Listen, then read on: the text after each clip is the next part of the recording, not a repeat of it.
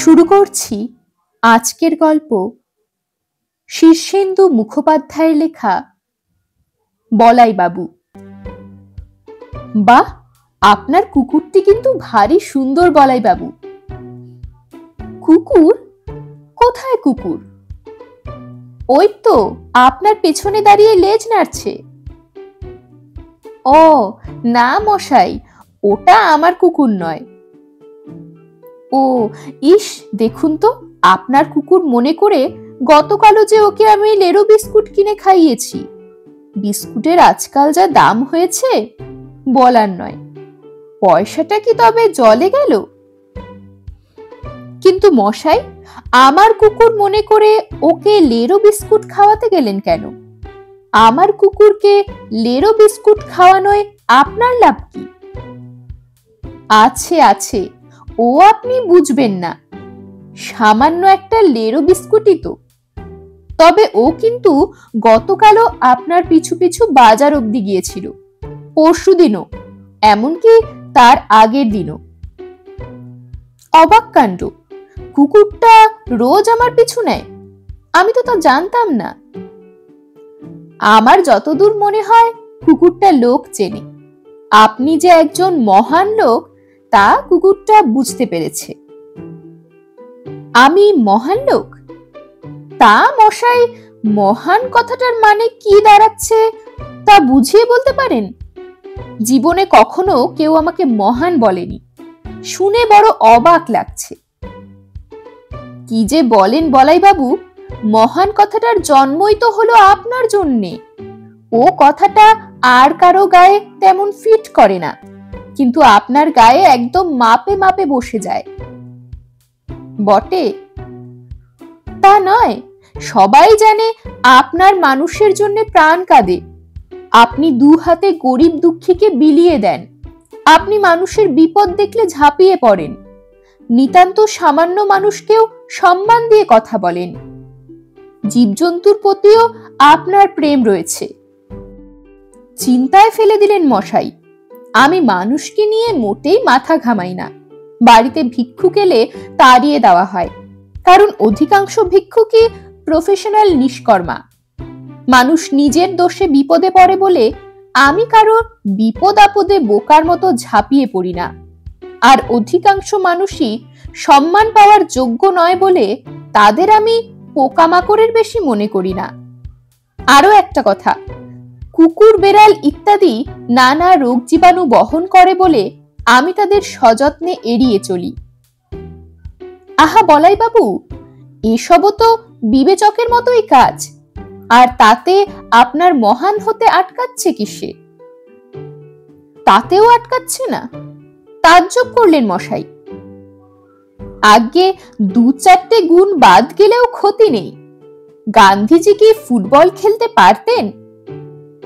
বোধ হয় না, কিন্তু হঠাৎ এ কথা কেন? আচ্ছা, বিদ্যাসাগর মশাই কি গান জানতেন? জানি না তো। রবি ঠাকুর কি ক্যালকুলাস জানতেন? না জানাই সম্ভব। তা বলে কি তারা মহান নন? তা বটে। তাহলে আপনি আমাকে মহান বানিয়েই ছাড়বেন।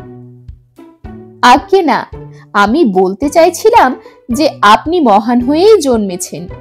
তা আপনি যতই নিজেকে তুচ্ছ তাচ্ছিল্য করুন, আর এটাও আপনার নিশ্চয়ই জানা আছে যে নিজেকে তুচ্ছ জ্ঞান করা মহানদেরই লক্ষণ। আমি মশাই নিজেকে মোটেই তুচ্ছ জ্ঞান করি না। আমি বিলক্ষণ জানি যে আমি একটি বড় কোম্পানির ম্যানেজিং ডিরেক্টর।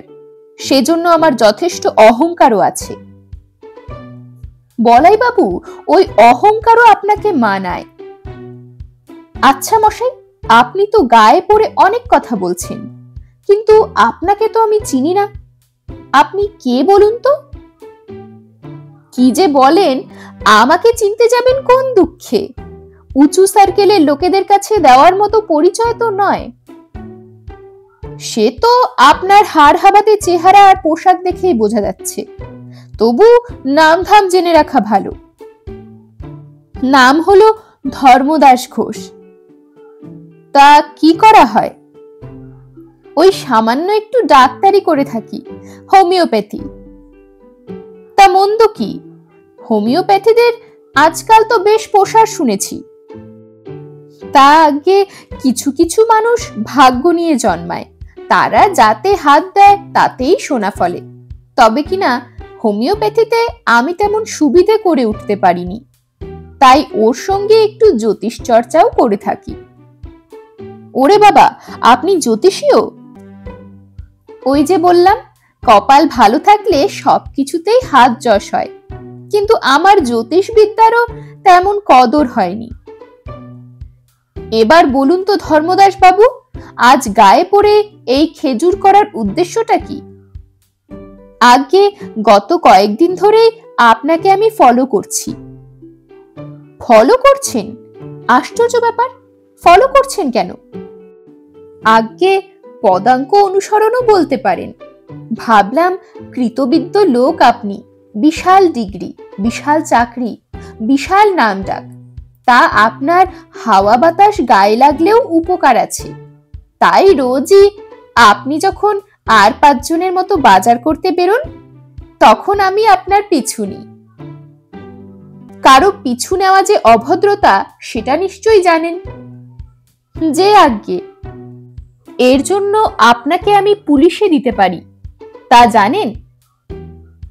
পারেন বই কি, মান্যগণ্য লোক আপনি, পুলিশকে ডাকলে তারা ধেয়ে আসবে। উটকো লোক আমি, কি উদ্দেশ্যে ফলো করছি এটাও তো ভাববার কথা। যাকগে, আমি পুলিশ ডাকছি না, আপনিও আর ফলো করবেন না। আজ্ঞে, তবে কিনা ওই কুকুরটাও কিন্তু রোজই আপনাকে ফলো করে। কুকুরটা কেন ফলো করে তা আমি জানি না, তবে তার উদ্দেশ্য ততটা সন্দেহজনক নাও হতে পারে। যে আজ্ঞে, আপনি বিবেচক মানুষ। আপনার কি আর কিছু বলার আছে?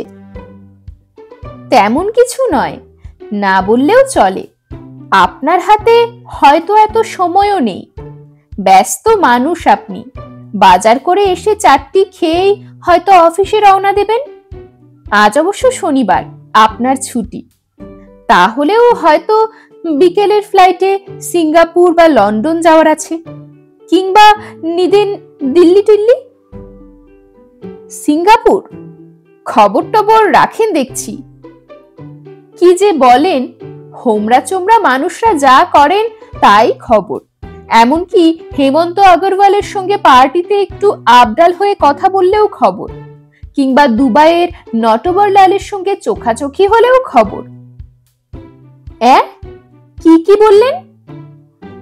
আগে ও কিছু নয়, বড্ড বেশি কথা বলে ফেলি বলে আমার গিন্নিও আমাকে প্রায় বকাঝকা করেন।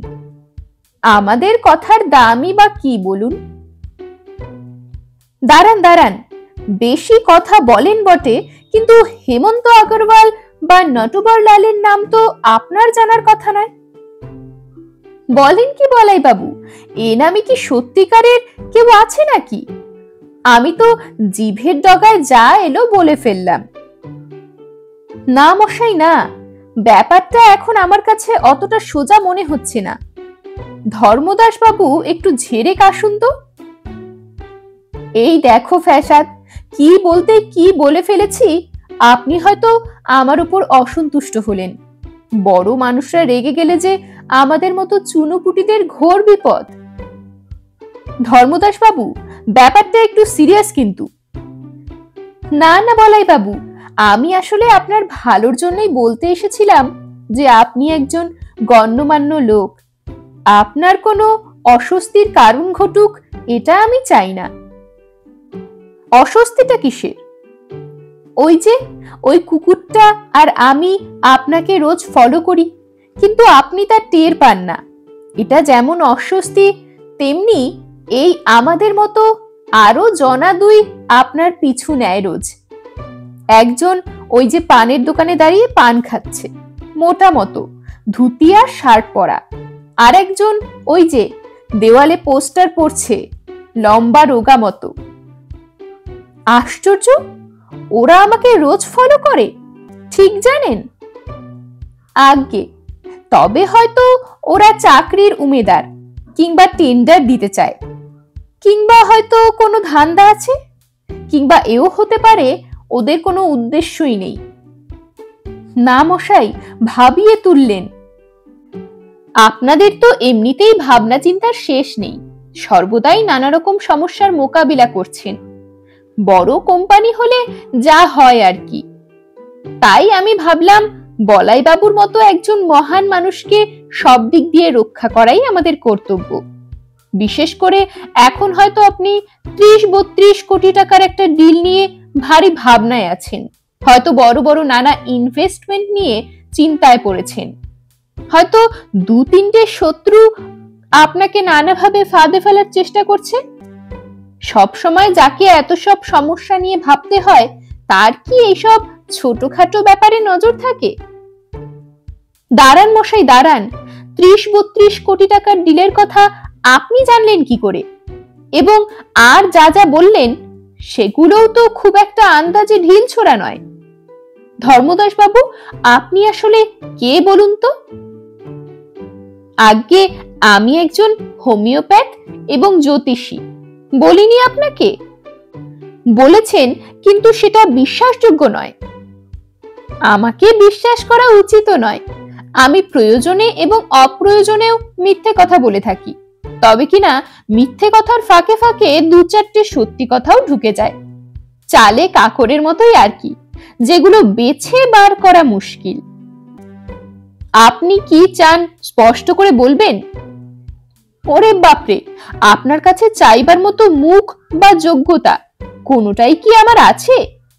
জানি আপনি একজন মহান মানুষ, চাইলেই দিয়ে ফেলবেন, কিন্তু দেখুন, চাওয়ার জন্য বুকের পাটা লাগে।